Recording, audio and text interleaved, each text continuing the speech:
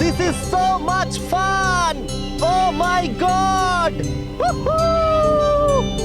Yes, come on! Keep going! Keep going! Alia, I love you!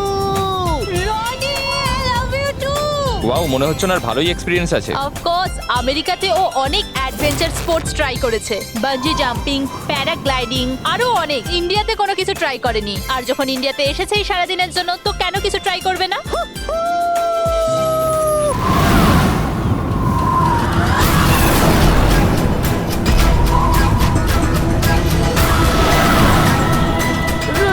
রনির কিছু হয়েছে। চল, রনির কিছু হয়েছে, দেখো।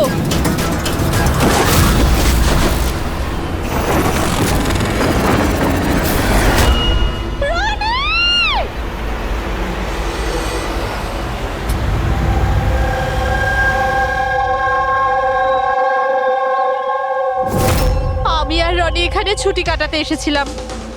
আমি কি করে জানবো এটাই রনির জীবনের শেষ দিন হবে? দেখো, আমরা জানি এই সময়টা খুব কঠিন, কিন্তু প্লিজ ভেঙে পড়ো না। আমি এবার নিউ ইয়র্কে গিয়ে ওর বাবাকে কি জবাব দেবো? আমরা একসাথে এসেছিলাম, কিন্তু ফিরে যাবো একা। আপনি কাউকে সন্দেহ করেন কে মারতে পারে রনিকে? স্যার, রনিকে কেউ কেন মারবে? আমরা তো এখানে কাউকে চিনিও না। এমনটা নয় তো যে ওর কোনো শত্রু আমেরিকা থেকে ফলো করতে করতে এখানে এসেছিল? না স্যার, রনির কোনো শত্রু এখানে ছিল না। He was such a lively person, সবাই ওকে পছন্দ করতো। তাহলে তুমি বলতে চাইছো এখানে ইন্ডিয়াতে ওর কোনো আত্মীয় স্বজন, বন্ধু বা অন্যান্য কেউ নেই এখানে? এই দেশটা আমাদের জন্য অচেনা স্যার। সবকিছু এই প্যারাগ্লাইডিং এর লোকেরা করেছে। Please arrest them. আপনি আমাকে কেন দোষ দিচ্ছেন? এটা আমাদের রুজি রুটির ব্যাপার, আমি কেন মারতে যাবো ওনাকে? তাহলে কে মেরেছে রনিকে? স্যার, এটা তো আমিও বুঝতে পারছি না। 3000 ফুট উচ্চতায় গুলি কি করে চললো? কেই বা চালালো? তাহলে রনি 3000 ফুট উঁচুতে উঠছিল? হ্যাঁ স্যার, আমি নিজে গিয়ার চেক করেছিলাম, আর কোনো প্রবলেম ছিল না তার মধ্যে। আর ওর আশেপাশে কাউকে উঠতে দেখেছো? আশেপাশে না স্যার, কেউই ছিল না। আকাশ একদম পরিষ্কার ছিল, চারপাশটাও পরিষ্কার ছিল, আর উনি ওনার রাইড এনজয় করছিলেন। কিন্তু হঠাৎ বুঝতে পারলাম না কি হলো, একদম দড়াম করে নিচে এসে পড়লেন। এই যে ক্ষতটা দেখছো, আমার মনে হচ্ছে অনেক দূর থেকে গুলি চালানো হয়েছিল, হয়তো কোনো রাইফেল দিয়ে। হ্যাঁ, রাইফেলই হবে, কারণ যে হাইটে এই উড়ানটা উড়ছিল ওখান থেকে তো কোনো শার্প শুটারই গুলি চালাতে পারে, কোনো রাইফেল দিয়ে।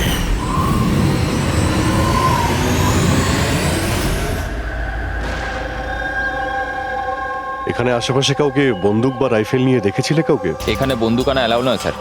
আপনি আসল বন্দুকের কথা বলছেন স্যার? পুজোর ক্যাপ বন্দুক ফাটানোরও অনুমতি নেই। আপনারা কাউকে দেখেছেন এখানে? না ম্যাম, না তো। না না ম্যাম। আচ্ছা আলিয়া, আপনি যখন এখানে এলেন রনির সাথে, আপনার কাউকে সন্দেহ হয়েছিল? মানে কেউ আপনাদের ফলো করছে, এমন কোনো লোক যে গন্ডগোলের মনে হচ্ছে? না স্যার, এরকম তো কেউ ছিল না। তাহলে কি গুলি আকাশ থেকে চলেছিল নাকি? স্যার, আমি তো বললাম রনি স্যারের আশপাশে তো কেউই উড়ছিল না, তাহলে আকাশ থেকে গুলি চালালো কে? হ্যাঁ স্যার, আকাশে কেউ ছিল না। আপনি চাইলে এই ফুটেজগুলো চেক করতে পারেন। এখানে কেউ নেই ওর সাথে।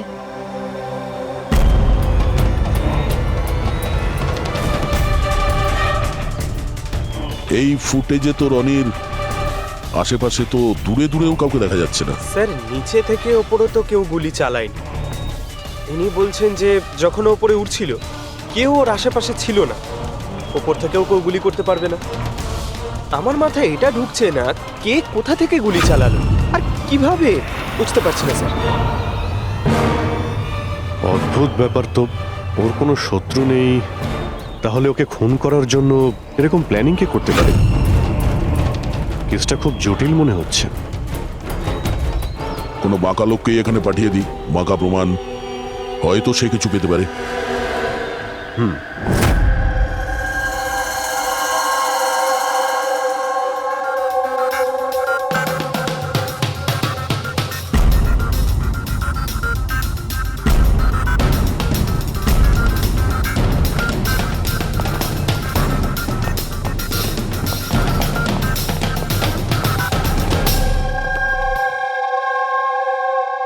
আরে বাহ, আজকে আপনারা দুজনে এমন ভাবে কাজে ডুবে আছেন যে মনে হচ্ছে যে অনেক প্রমাণ আমাদের হাতে দিয়ে আমাদেরকে পাঠাবেন এখান থেকে। অনেকগুলো প্রমাণ? হ্যাঁ। আর যদি একটাও না পাওয়া যেত? সোজা করে বলো না, কোনো প্রমাণ পাওনি, খুঁজে দেখোনি? ডক্টর সালুকে ওই গুলির ব্যাপারে কিছু জানতে পারেননি? আপাতত এইটুকু জানতে পেরেছি ভাই, ওপর থেকে কোনো ইউএফও গুলি চালিয়েছে। শালুকে তুমি না কোনোদিনই সোজাসুজি করে কথা বললে না। আরে এটা কি, এটা বোঝাও। আমাকে বোঝানোর জন্য এরকম করেছো? হ্যাঁ, বলো। এ দেখো বস, রনি মাটি থেকে 3000 ফুট উঁচুতে উঠছিল, আর ওর গুলিটা লেগেছে তার ওপর থেকে প্রায় 1000 ফুট উঁচু থেকে। আর এই গুলিটা 60 ডিগ্রি অ্যাঙ্গেলে এসে গায়ে লেগেছে। আমার তো ভেবেই কেমন যেন মাথাটা ঘুরছে। আকাশের উপর থেকে কে গুলি চালাতে পারে ওর উপর? এটা কিভাবে সম্ভব? এখনো হয়নি, আরো বাকি আছে বস।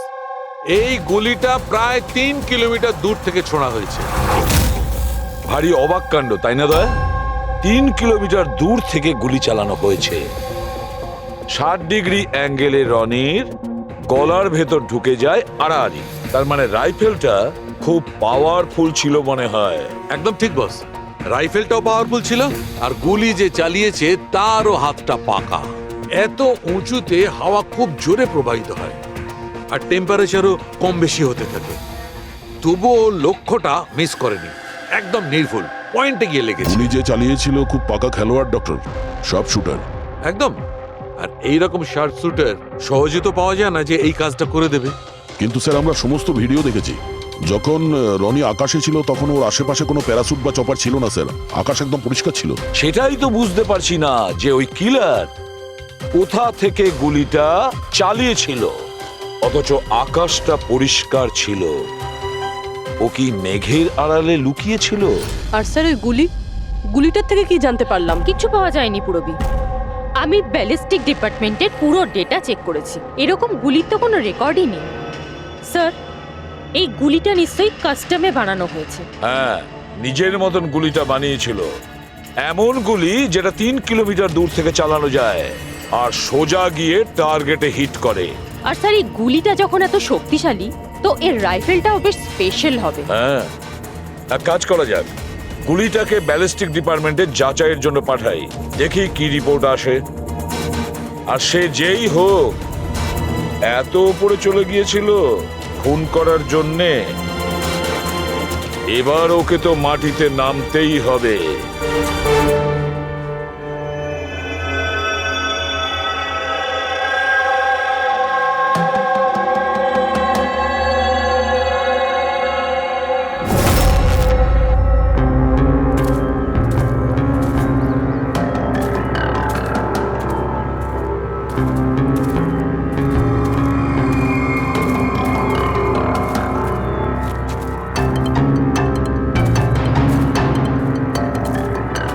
ব্রাদার, উই ক্যান ডু ইট। আরে ইয়ার গুরু, আর চলতে পারবো না, খুব হাঁপিয়ে গেছি আমি। ব্যাস নবীন, আর বেশি দূর নয়, 3000 ফিট চড়ে ফেলেছি, পাশেই আছে। We can do it, come on.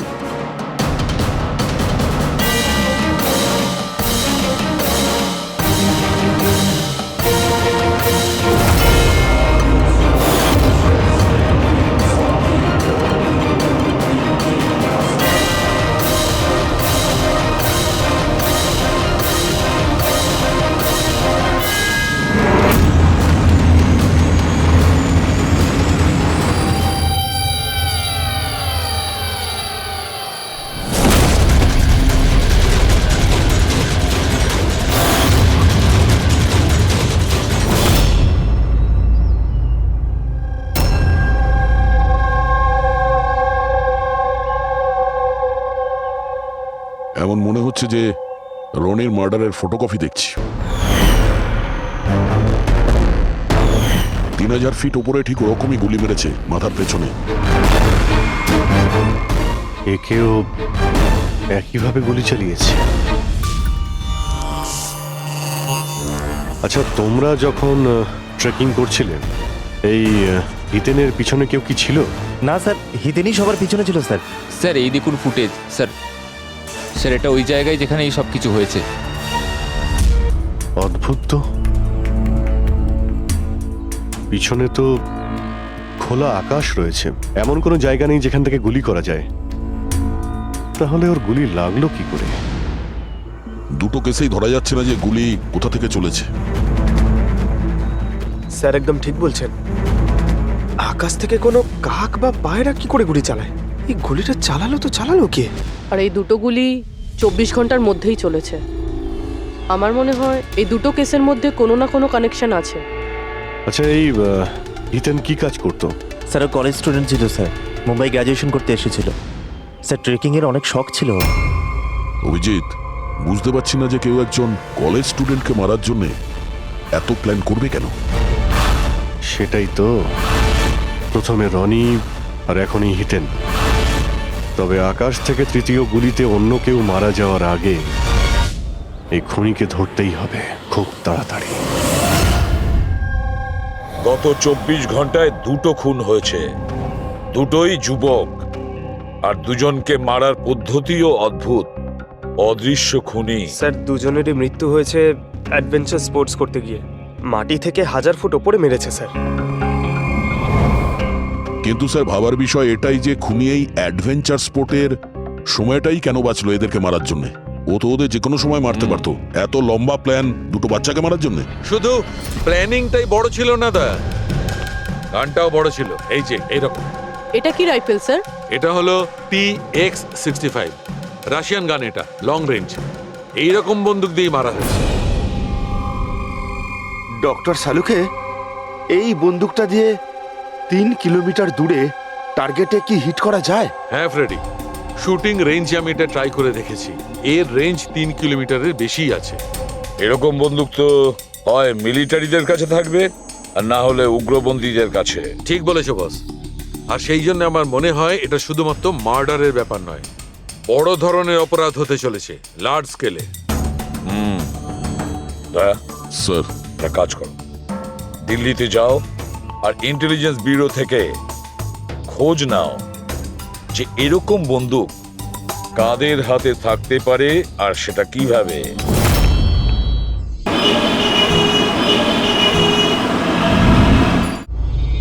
এই সমস্ত খুন এই রাইফেল দিয়েই হয়েছে। আর আপনারা তো জানেনই, এরকম হাই প্রোফাইল রাইফেল তো সবার কাছে থাকে না। আপনি একদম ঠিক বলছেন স্যার। আর যেটা আমাদের দেখা দরকার সেটা হলো এই রাইফেলটা যদি কেউ কিনতেও চায় তাহলে কিনতে পারবে না।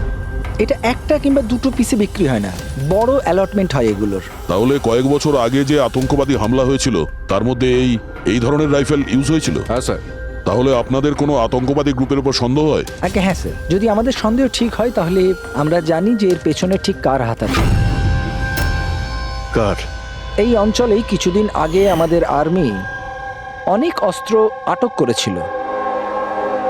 ওই অস্ত্রের মধ্যে এই রাইফেলটাও ছিল। হ্যাঁ প্রতাপ স্যার, সমস্ত আতঙ্কবাদী মরে গেছে, ওদের মধ্যে একজন পালিয়ে গেছে, তবে আমরা সমস্ত হাতিয়ার আটকে নিয়েছি। ওয়েল ডান প্রতাপ স্যার। আর যে টেররিস্টরা পালিয়ে গেছে তাদের সম্পর্কে সমস্ত পোস্টকে অ্যালার্ট করে দাও। তাহলে এই কাজ ওই আতঙ্কবাদীর হতে পারে যে পালিয়ে গিয়েছিল ওখান থেকে। হ্যাঁ স্যার। আর আমাদের ইনফরমেশন অনুযায়ী এই আতঙ্কবাদী গ্রুপ খুব বড় একটা কিছু করতে চলেছে। বোধহয় এটাই সেটা শুরু। এই দুটো অপরাধ সাধারণ কোনো খুন নয়, এটা নিশ্চয়ই কোনো বড় সড় ষড়যন্ত্র, কোনো দুষ্কৃতী আক্রমণ ঘটতে চলেছে। হ্যাঁ স্যার। আর এই খুনগুলোকে আটকানোর জন্য প্রথমে আমাদের আকাশ থেকে চলা গুলির রহস্য ভেদ করতে হবে স্যার। আর এই রহস্যের কিনারা করার জন্য সবার আগে আমাদের এটা জানতে হবে যে এই আতঙ্কবাদীরা রনি আর হিতেনের মতো সাধারণ লোকের হত্যা কেন করলো। আচ্ছা, এমন কি কমন আছে এই দুটো কেসে? স্যার, দুটো মার্ডারই আকাশে হয়। দুবারই গুলি উপর থেকে চালানো হয়েছে, পুরো পাওয়ারফুল রাইফেল দিয়ে। এটা প্রফেশনাল শার্প শুটারের কাজ হবে। আর স্যার, এই দুটো কেসেই কোনো ভ্যান্টেজ পয়েন্ট নেই, আর এমন কোনো জায়গা নেই যেখানে বসে খুনি এই দুজনকেই গুলি করতে পারে। তেমন কোনো জায়গা ছিল না, তেমন কোনো জায়গা ছিল না। খুন করার এটাই মূল কারণ নয় তো? তাহলে স্যার আপনি বলতে চাইছেন যে খুনির কাছে বসে গুলি চালানোর কোনো জায়গা ছিল না, আর ও এটা শিওর হতে চেয়েছিল যে টার্গেট যেন কোনোভাবেই মিস না হয়, সেই জন্যই ও এদের উপরে প্র্যাকটিস করছিল। Exactly Abhijit, exactly. সে গুলি ছোড়ার প্র্যাকটিস করছিল। তার মানে স্যার, ওর আসল টার্গেট অন্য কেউ? স্যার, যদি কোনো ভ্যান্টেজ পয়েন্ট নাই থাকে তাহলে ও গুলি চালাচ্ছিল কোথা থেকে? পঙ্কজ, উত্তরটা তোমার প্রশ্নের মধ্যেই লুকিয়ে আছে। আচ্ছা এটা বলো, আমরা মানুষ ডানা ছাড়া আকাশে কিভাবে ওড়ে? স্যার, এরোপ্লেন বা হেলিকপ্টারের মাধ্যমে। ব্যাস, তুমি তোমার উত্তর পেয়ে গেছো। কিন্তু স্যার ওখানে ওই ক্রাইম সিনে আকাশের ওপর কোনো চপার তো ছিলই না স্যার, না কোনো কেবল কার ছিল ওখানে। তাহলে অন্য কিছু থাকবে, অন্য কিছু থাকতে পারে। অভিজিৎ, ম্যাপটা বের করো, ওই এলাকার চারপাশটা ভালো করে দেখো, দেখো এমন কিছু পাওয়া যায় কিনা। এমন কিছু আছে নাকি যেখান থেকে মানুষ হাওয়ায় উঠতে পারে? জঙ্গল আছে, আর হ্যাঁ, দুটো হট এয়ার বালুন রেঞ্জও রয়েছে। একটু দেখো তো, যেখানে খুন হয়েছিল সেখান থেকে এটা কতটা দূরে?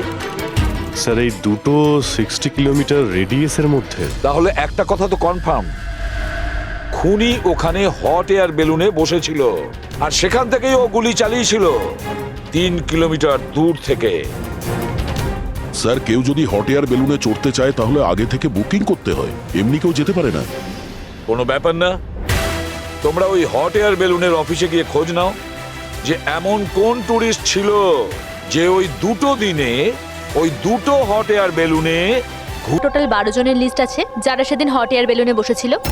কিছু জন একা বসেছিল, কিছু জন গ্রুপ বানিয়ে বসেছিল। তোমার কি মনে আছে এদের মধ্যে কতজনের কাছে কোনো জিনিস বা ব্যাগ ছিল? বা কোনো সন্দেহজনক কাউকে দেখেছো? না, বদমাস তো কাউকে লাগছিল না, কিন্তু একজন বয়স্ক আন্টি ছিলেন, পিঠে একটা ব্যাকপ্যাক ছিল আর চোখে চশমা আর মাথায় টুপি পরেছিলেন। হ্যাঁ, আমরাও অবাক ছিলাম যে এই বয়সে এই সব ট্রাভেলিং এর ইচ্ছা। আর যখন ফটো তোলা হচ্ছিল উনি লজ্জা পাচ্ছিলেন আর নিজের মুখ লুকোচ্ছিলেন। রবি, এই বয়স্ক আন্টি শার্প শুটার শুনে একটু অদ্ভুত লাগছে না? হ্যাঁ স্যার, আমি এখানে পাইলট। 25শে ফেব্রুয়ারি স্যার সব মিলিয়ে আমি 6 জনকে এয়ার বেলুনে চাপিয়েছি স্যার, আর 2 জনকে দিনের স্যার। আচ্ছা, তাদের মধ্যে কেউ মানে গন্ডগোলের লোক মনে হয়েছিল, কিংবা যার কাছে কোনো জিনিসপত্র ছিল? স্যার এরকম তো কেউ ছিল না। হ্যাঁ, একজন বয়স্ক মানুষ ছিল, জানি না কারো বারবার চিৎকার করছিল। হয়তো ওর মুড খারাপ ছিল বা খিটখিটে ধরনের ছিল। ওনার হাতে কোনো কিছু ছিল? জিনিস তো ছিল না। হ্যাঁ, একটা লাঠি নিয়ে হাঁটছিল। লাঠি নিয়ে হাঁটছিল?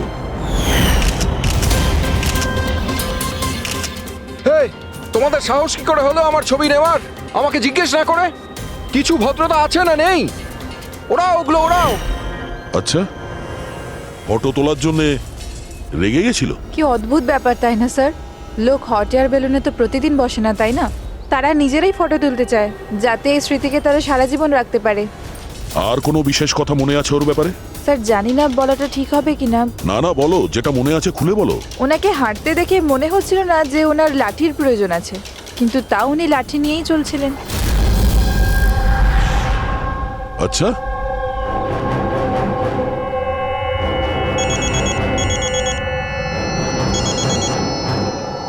হ্যাঁ স্যার। কিছু জানতে পারলে?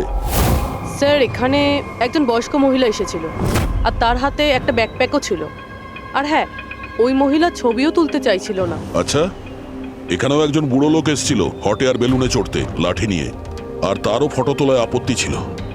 স্যার এই বয়স্ক মহিলা আর বয়স্ক লোক একই ব্যক্তি নয় তো? ওই শার্প শুটার, ওর ব্যাগে আর ওর লাঠিতে ওই রাইফেলটা ছিল যা দিয়ে খুন করেছে। আর স্যার দুদিনই এ একাই ওপরে গিয়েছিল, কারণ যদি অন্য টুরিস্টের সাথে যেত তাহলে রাইফেল সেট করতে আর টার্গেট সেট করতে প্রবলেম হয়ে যেত। না পুরবি, আমার মনে হচ্ছে ও একলা যায়নি। মানে ওই হট এয়ার বেলুন চালানো আর সঙ্গে এই রাইফেলটা চালানো দুটো কাজ একসঙ্গে করা মুশকিল। ওই হট এয়ার বেলুনের পাইলটও ছিল সঙ্গে। মানে স্যার এই অপরাধে পাইলটও যুক্ত? একটা কাজ করো, ওই পাইলটটাকে ধরো তাড়াতাড়ি। ওই দিন ওই বয়স্ক মহিলাকে বেলুনে উপরে কে নিয়ে গিয়েছিল? পাইলট কে ছিল? সঞ্জীব ছিল। এই পালাবি না, দাঁড়া দাঁড়া দাঁড়া। না আমাকে মারতে পারবে না ওকে। এই এই সঞ্জীব!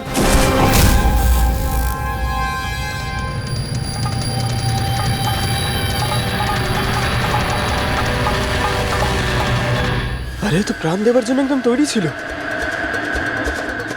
এটা কোনো ছোটখাটো মার্ডার নয় পঙ্কজ, অনেক বড় মিশন। যদি তাড়াতাড়ি আটকানো না যায় তাহলে বড় সড় বিপদ হবে।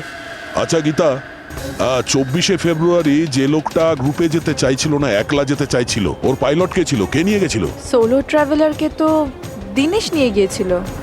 অদ্ভুত ব্যাপার দিনেশ, এতক্ষণ ধরে চুপ করে আছো, কিছু বলছো না কেন? তোমরা আমাকে ধরতেই পারবে না। এই,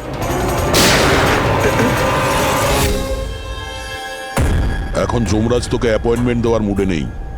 যতক্ষণ না আমাদের প্রশ্নের উত্তর আমরা পাবো, তোকে বেঁচে থাকতে হবে। চল।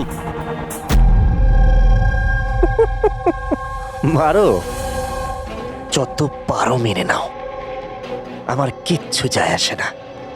আর তাছাড়া তোমাদের এই আইনের কমজোরি থাপ্পড়ে এত শক্তি নেই যে আমার অপরাধের মজবুত হাড়কে গলাতে পারবে, বুঝলে?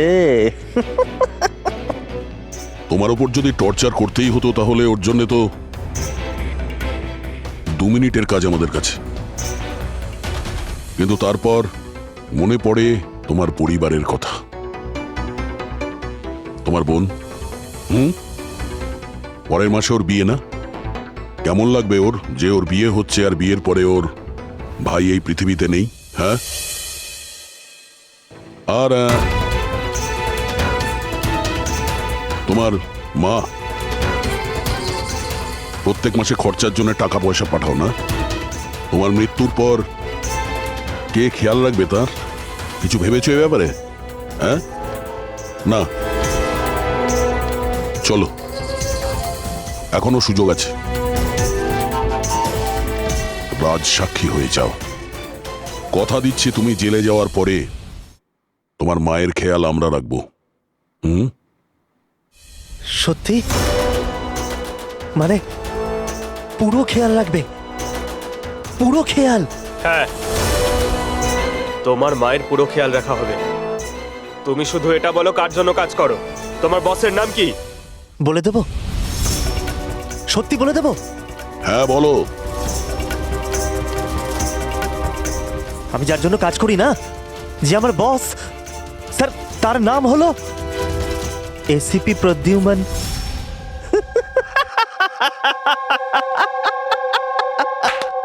এসিপি প্রদ্যুম্ন, যাও ধরে নাও আর গ্রেফতার করে নাও তাকে।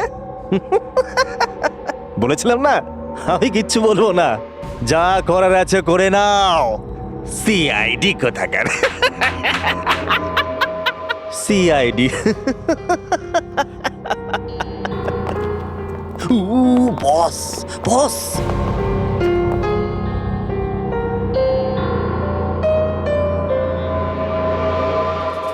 কোনো ব্যাপার না, কিচ্ছু বলতে হবে না। এখন না তোমাকে কিছু জিজ্ঞাসা করব, কিছু বলার জন্য তোমাকে আমরা জোর জবরদস্তিও করব না, কিচ্ছু করব না। শুধু একটাই কাজ করব, আমরা তোমাকে ঘুমোতে দেব না। শুতে দেবেন না? এমনিতেও আমি জেগে থাকলেও আমি আপনাদের কিছুই বলবো না। কোনো প্রয়োজন নেই, কিচ্ছু বলো না, কিন্তু আমরা শুতে দেব না তোমাকে। ওকে ভাই দয়া, আমি এটা শুনেছিলাম যে মানুষ কোনো কিছু না খেয়ে অনেক দিন সার্ভাইভ করতে পারে, কিন্তু না ঘুমিয়ে। কত কষ্ট হবে এই বেচারার। তোর বাঁচাটা খুবই মুশকিল, আমি এসব দেখতে পারবো না।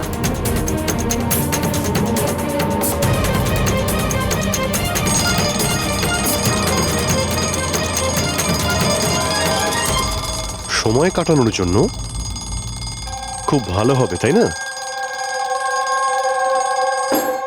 তোর জীবনের শেষ মুহূর্তগুলো তুই এই কাঁটার সঙ্গে গুনতে থাকবি, ঠিক আছে? Thank you. ওকে ঘুমোতে দিও না।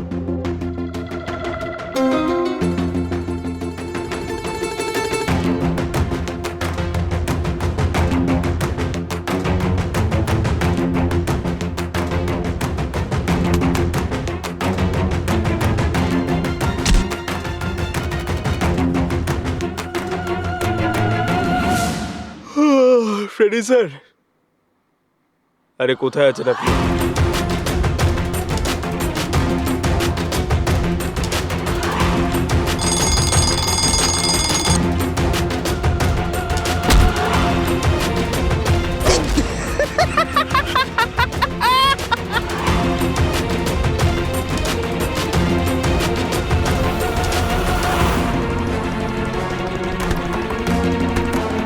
যতক্ষণ না মুখ খুলবি চোখের পাতা এক করবি না, বুঝলি? 5 মিনিটের জন্য নয়। চল। না 1 মিনিট 1 মিনিট 1 মিনিট তো শুতে দাও। 1 সেকেন্ড, শোবো না, শোবো না একদম, শোবো না, শোবো না একদম। এই, শোবো না আমি।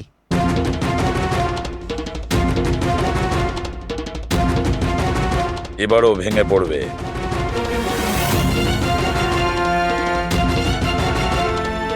সবকিছু বলতে বাধ্য হবে। বললু, বললু তুই শুবি না, ওঠ।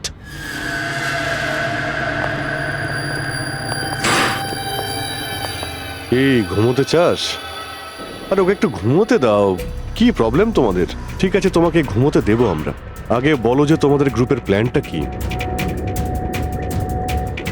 এই, হ্যাঁ বলছি। আমার নাম দীনেশ নয়, আমার নাম আমার নাম বললু। দীনেশ নয় আমার নাম। আর আমাকে স্পেশালি এই মিশনের জন্য তৈরি করা হয়েছিল। আর যে 2টো মার্ডার হয়েছিল না, ওটা প্র্যাকটিস ছিল। আমাদের আসল মিশন হলো ওকে মারা। আর ওই যে ওকে কি যেন নাম, স্টিভ মার্টিন। ওই শান্তির দূত যে সম্প্রতি ভারতবর্ষে এসেছে দেশে শান্তির বার্তা নিয়ে, যাতে সমগ্র বিশ্ব এই বার্তাকে সমর্থন করে, যাতে উগ্রপন্থীরা শেষ হয়। এসিবি, আমরা চাই না যে আতঙ্কবাদ কখনো শেষ হোক। আর স্টিভ মার্টিন তো মরবেই, তোমরা কিচ্ছু করতে পারবে না। আর আর যদি তোমরা বাঁচিয়েও নাও না, আমরা স্টিভ মার্টিনকে খতম করে দেবো একেবারে। আমাদের যে শার্প শুটার আছে না, একদম পাক্কা নিশানা তার। কোথায় মারবে ওকে আর কখন? বল। ও যখন কনফারেন্সে ভাষণ দেবে না, ওটাই সব থেকে সঠিক ওটাই সব থেকে সঠিক সময়। ওটাই সব থেকে সঠিক সময় হবে। ওই সময় ওর আশেপাশে কোনো সিকিউরিটি থাকবে না। আর যে কনফারেন্সটা আছে না, ওটা বিল্ডিংয়ের ছাদেতে হবে। তো ওই হট এয়ার বেলুনেতে আমাদের শার্প শুটার যাবে আর ওখানেই গুলি মারবে। কনফারেন্স ঘন্টাখানেকের মধ্যে শুরু হবে। এখন তাড়াতাড়ি ওখানে আমাদের পৌঁছতে হবে। আরে তোমরা যতই চেষ্টা করে নাও, বাঁচাতে পারবে না ওকে। আর হ্যাঁ, তোমরা যদি বাঁচিয়েও নাও না, তাহলে আমরা আবার প্ল্যান করব, দ্বিতীয়বার মারবো। কে মারবে? কিরকম দেখতে ও? আরে আমি ওর মুখ দেইনি এখনো পর্যন্ত। যখনই আসে ছদ্মবেশে আসে। তোমরা কি একে হসপিটালে নিয়ে যাও তাড়াতাড়ি। স্যার, আমরা কি হট এয়ার বেলুনটা আটকাতে পারি না যতক্ষণ এই কনফারেন্স শেষ হচ্ছে? না ফেডরিক, এই সব কিছু বন্ধ করা যাবে না। আজকে আটকালে কালকে অন্যরকম প্ল্যান করবে। আজকের প্ল্যান আমরা জানি, আজই ওদেরকে ধরবো।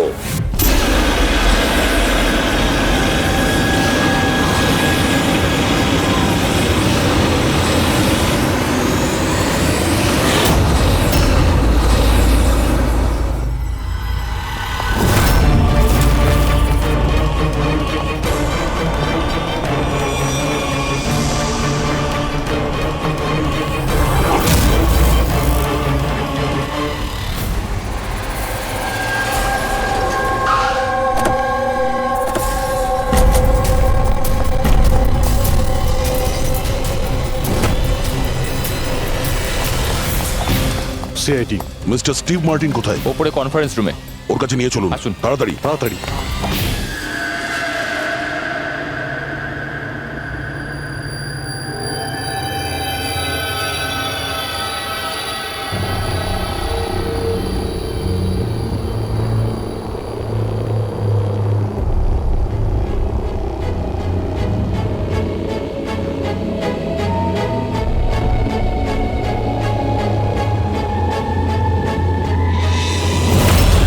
স্যার এখানে 4টে বেলুন আছে, দুটো ওপরে আছে আর দুটো রেডি হচ্ছে। আমার সামনে যে বেলুনটা আছে স্যার,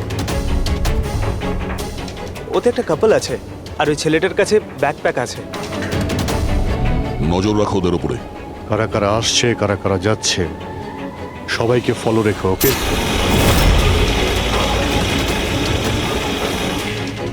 স্যার ওদের বেলুন টেক অফ করেছে। হ্যাঁ,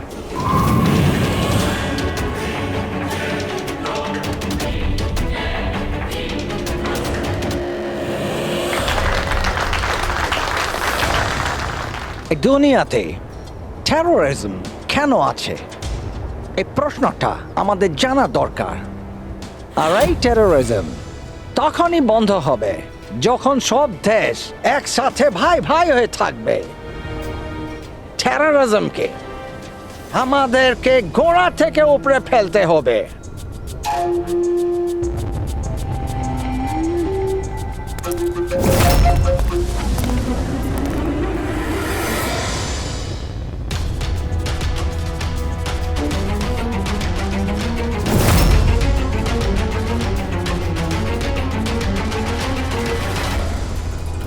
দুজন মিউজিশিয়ানকে দেখছি, ওরার জন্য তৈরি হচ্ছে। ওদের হাতে গিটারের ব্যাগ আছে। এবার এটা বলা খুবই মুশকিল যে ভেতরে গিটার আছে নাকি গান।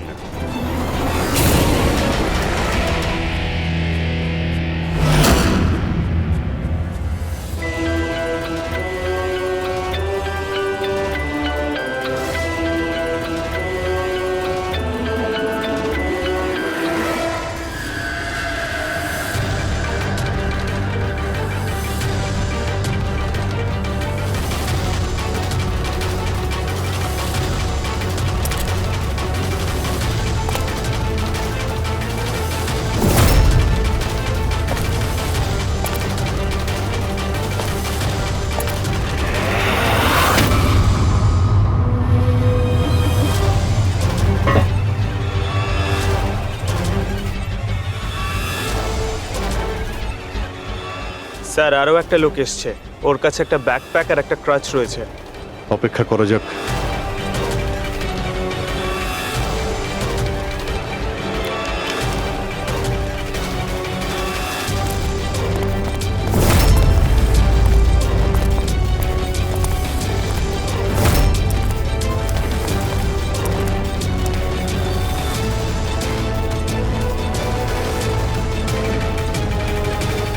স্যার ক্যামেরা ক্রু এসেছে, ওদের কাছে আবার দুটো ব্যাগ।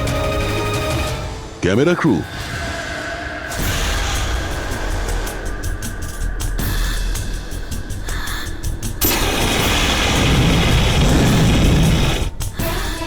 ওদের দিক থেকে নজর সরিও না, নজর রাখো ওদের উপরে।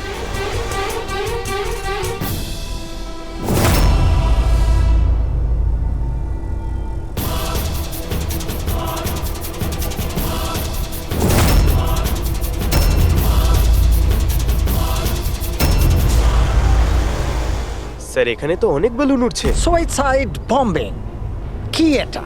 কেউ নিজের খুশিতে নিজের প্রাণ কি করে দিতে পারে?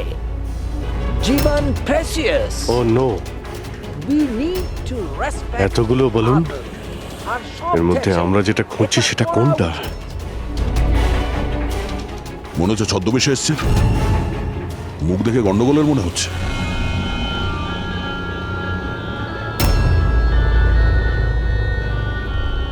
দয়া, ওই দুটোর উপর নজর রাখো। আমরা যেন সব সময় একটা কথা মনে রাখি, ওয়ার্ল্ড ওয়ার 1 আর ওয়ার্ল্ড ওয়ার 2।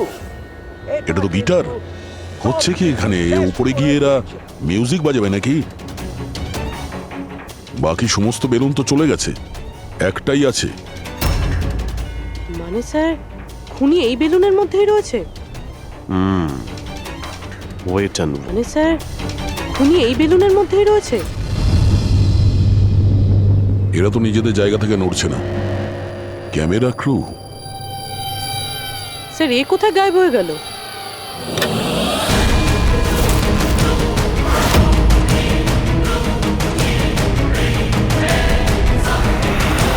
স্যার এর কাছে তো রাইফেল রয়েছে, যেমনটা সালুমকে স্যার বলেছিল।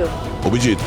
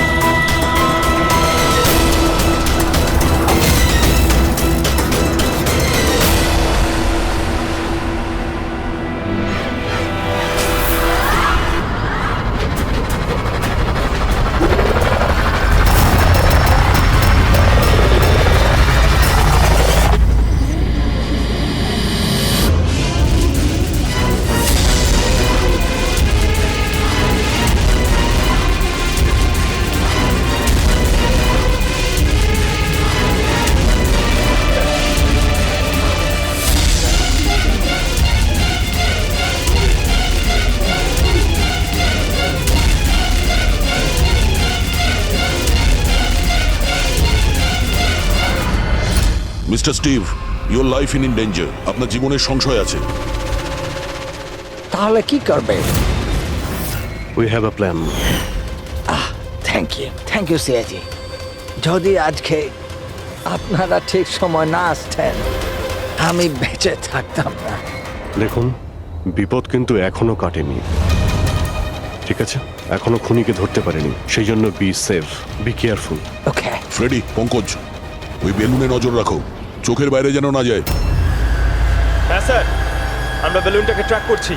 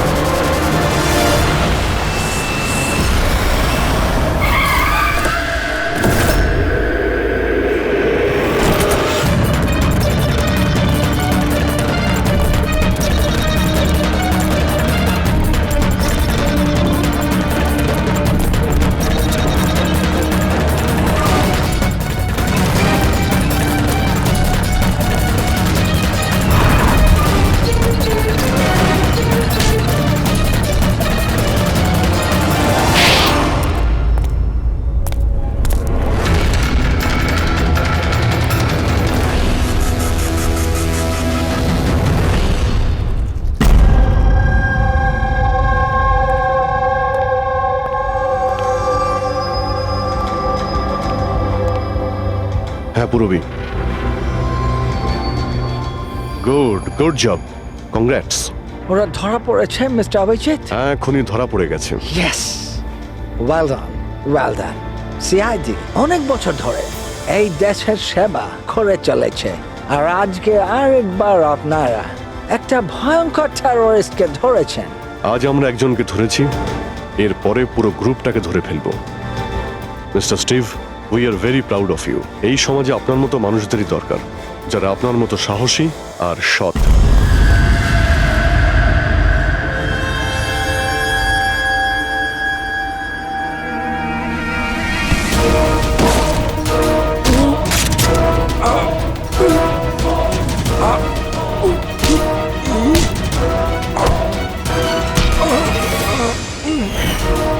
তাহলে তুমি ছদ্মবেশে রনি আর হিতেনকে মেরেছ। তোমার মতো একজন সব সুপার জেলের ভাত খেয়েও ফাঁসির অর্ডার আসার আগে পর্যন্ত। তোমার কি মনে হচ্ছে তোমরা আমাকে ধরে নিয়েছো তো স্টিভ প্রাণে বেঁচে যাবে? কখনো নয়। আমাদের ক্ষমতা এত বেশি যে তোমাদের আইন এটা খুঁজতে খুঁজতে হাঁপিয়ে যাবে, কিন্তু আমরা শেষ হব না। শেষ হবে তোমাদের এই দেশ। শোন ছাড় পোকা, আমাদের দেশের উপর অনেকে খারাপ নজর দিয়েছে, আবার চলেও গেছে। জানিস আমাদের দেশ কত বছর স্বাধীন হয়েছে? ৭৪ বছর।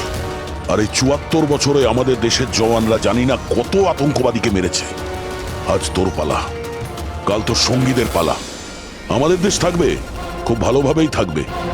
আর এই দেশ থেকে যদি কোনো জিনিস চলে যায় সেটা হলো আতঙ্কবাদ, বুঝেছিস? আতঙ্কবাদ।